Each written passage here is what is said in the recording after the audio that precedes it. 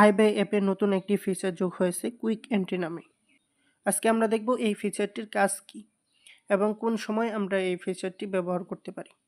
তো এটা কিভাবে কাজ করে এটা দেখার জন্য আমরা প্রথমে প্লাস আইকনে ক্লিক করব।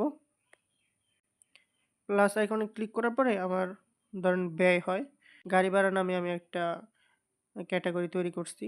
তো এই জায়গায় আমার প্রতিদিন 10 টাকা গাড়ি ভাড়া খরচ হয়। তো এই জায়গায় একটা কিছু লিখে নিই, যে কোনো একটা কারণে খরচ হয়। আমরা যখন কুইক এন্ট্রি ফিচারটি ব্যবহার করব তখন এরকমভাবে উপরের দিকে দেখতে পারবো একটা ফিচার আছে। এই ফিচারটির মধ্যে আমরা একটা ক্লিক করব। ক্লিক করার পরে আমরা এটা অ্যাড করে দেব। এখন আমাদের দেখতে পারবেন উপরের দিকে এরকম একটা অপশন চলে আসছে।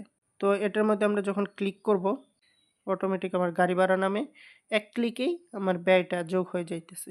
আর এই ফিচারটি শুধু প্রিমিয়াম ব্যবহারকারীদের জন্য।